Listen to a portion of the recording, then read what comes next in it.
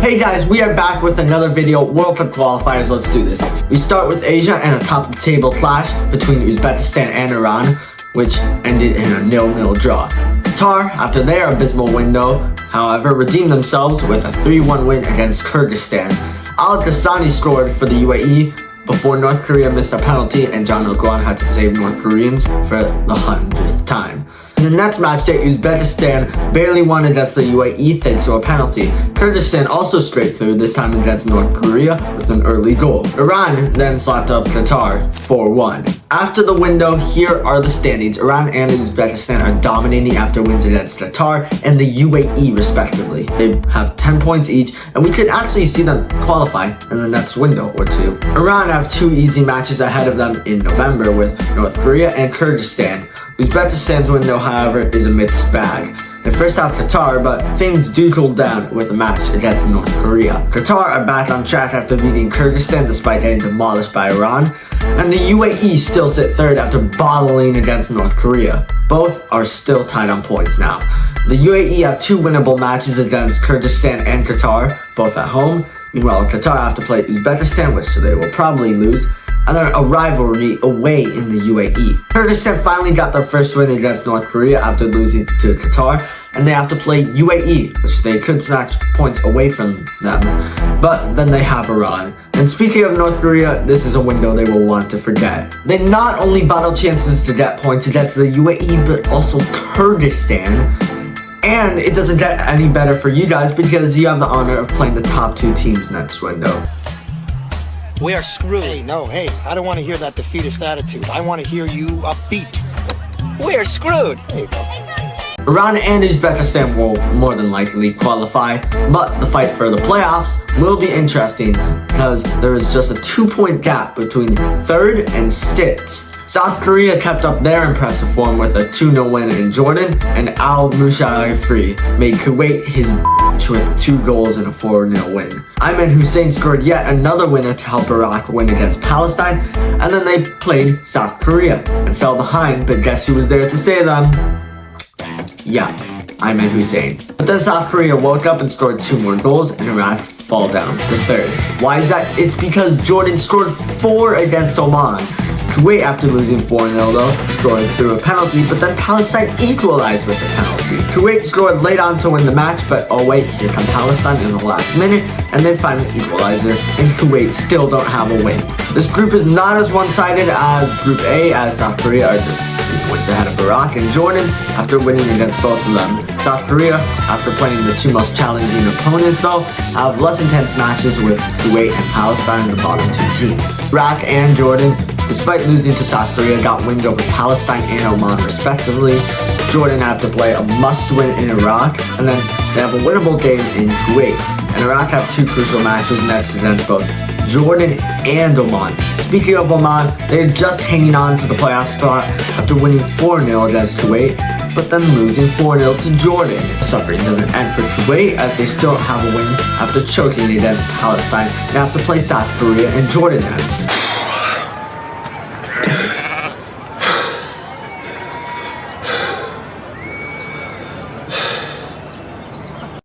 But at least they have more points than Palestine.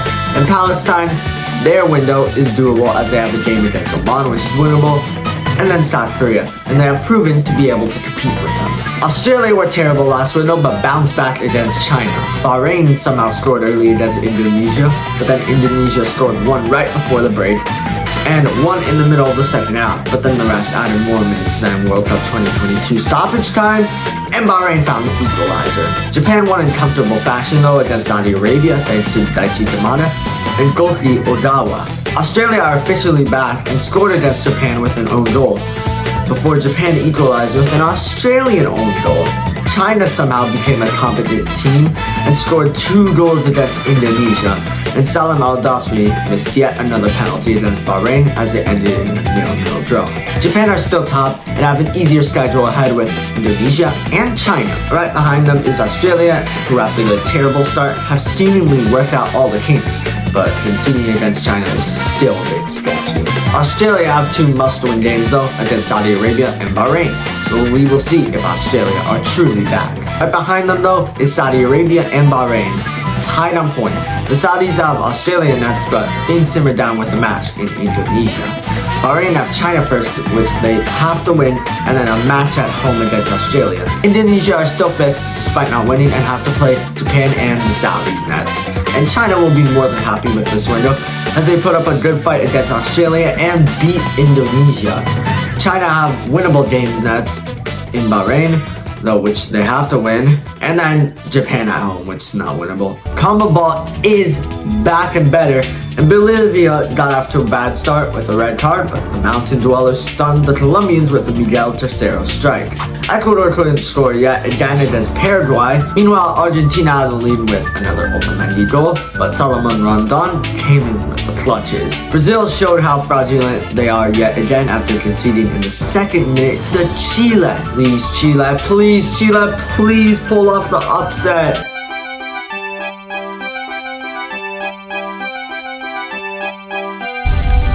But anyways, Peru got their first win in qualifying after beating scoreless Uruguay very late on in the match. Colombia destroyed Chile 4-0 after returning to sea level. Meanwhile, Venezuela scored early, but in classic Venezuelan fashion, they bottled, and Antonio Sanabria scored both of the goals to help Paraguay win.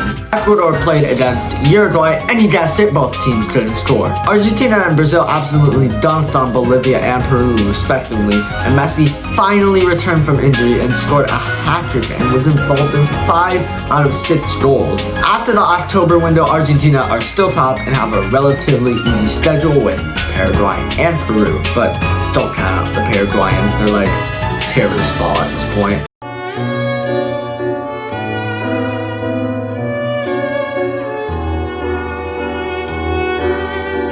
They are top along with Colombia and Uruguay behind them in second and third. Colombia though can take advantage of their opposition not being able to finish for as they play both Ecuador and Uruguay nuts who haven't scored at all this window. Like at all. They just can't finish. They can't.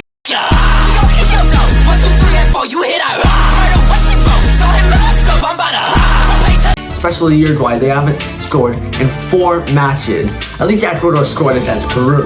Uruguay though, ever since Darwin Nunez got suspended, have turned into Colombia from last qualifying campaign. And it's not going to get any better as they have Colombia and Brazil next. And speaking of them, Brazil are now tied with Uruguay after bouncing back against the worst 2 teams, but I will admit that Chile match was a bit sketchy, alright, I'm not gonna lie. Brazil have a difficult schedule ahead though. First an easy match with Venezuela, who are absolutely crumbling, and then Uruguay. But they could probably take advantage of the situation as both teams are crumbling as of right now, like I just said. Ecuador can't score goals for the life as well, just like Uruguay, but at least they scored last window against Peru. And Ecuador, they have an easy match against Bolivia, that won't be in El Alto, but then they play Colombia, so they will probably lose because they turned into Colombia at this point, bro. But God knows what is happening with both Uruguay and Ecuador because they cannot finish first. Breathing down Ecuador's neck is Paraguay on goal difference after a brilliant window beating Venezuela and getting 4 points. They have a difficult schedule ahead with Argentina and then the sea level merchants in the mountains, not at sea level. Bolivia, despite getting clapped by Argentina, still hang on to the playoff spot after winning against Colombia in the mountains. They do have opportunities to get points next window as they play a pretty bad Ecuador side away and Paraguay at home. Venezuela are returning to their old selves again, despite getting a point from Argentina, and are no longer in an automatic World Cup spot, let alone the playoff spot. They have to play Brazil next, but things simmer down with a match in Chile. But at least they have more than 10 points, unlike Peru and Chile. We can finally say something positive about Peru for once, because they finally aren't last. It's a man you can slap but can also stroke. Going in the wind as an empty of the truth and it's naked. It's verbatim. They have another opportunity to get points as they face Chile in the rivalry, but then they have Argentina next. And as for Chile, they are screwed and already cooked at the bottom, but luckily they have winnable games against Peru and Venezuela. All teams in Oceania have never qualified for the World Cup besides New Zealand, and Group A has the Solomon Islands, Fiji, New Caledonia, and Papua New Guinea. The Solomon Islands have 4 appearances in the final round in 2006, 2014, 2018 and most recently in 2022, where they lost in the final every time or finished last. They also made it to the final once in the OFC Nations Cup back in 2004. Fiji once finished third in the final round back in 2010 and haven't even gotten close since then. And last campaign lost to Papua New Guinea and finished third. Fiji have 2 third-place finishes in the OFC Nations Cup in 1998 and 2008. New Caledonia have 2 consecutive second-place appearances in the final round in 2010 and 2014. But nowadays, they're terrible. They finished last in 2022, including turning into Brazil. They also have 2 appearances in the OFC Nations Cup final in 2008 and 2012, where they beat New Zealand in 2012. Papua New Guinea have finished third a total of 4 times, but came so close to beating the Solomon Islands, but they narrowly lost 3-2 in 2022 qualifying, and they made it to the final of the OFC Nations Cup in 2016, and that's about it. Group B has New Zealand, Tahiti, Vanuatu, and the first round winners Samoa. New Zealand have 2 World Cup appearances in 1982 and 2010, and in the 2010 World Cup, they were the only team that finished undefeated. They will probably qualify for the World Cup now that OFC is guaranteed a spot after failing numerous times through the Intercontinental Playoffs. Last qualifying campaign, they made it to the playoffs as expected and got robbed by the refs and narrowly lost to Costa Rica. They are dominant in the OFC Nations Cup as well with 6 titles. What happens to the rest of the titles, you may ask? Well, Australia stole them when they were in the OFC. Want to know why they left? Here. Tahiti are the only team besides New Zealand to win the OFC Nations Cup in 2012, which was a historic feat at that time for the nation. In 2018, they made their best appearance in qualifying, finishing second in the final round and narrowly missing out. And in 2022, they missed out barely to a late New Zealand goal. In Vanuatu, they only have 2 measly final round appearances, where they finished last in 2006 and 2010.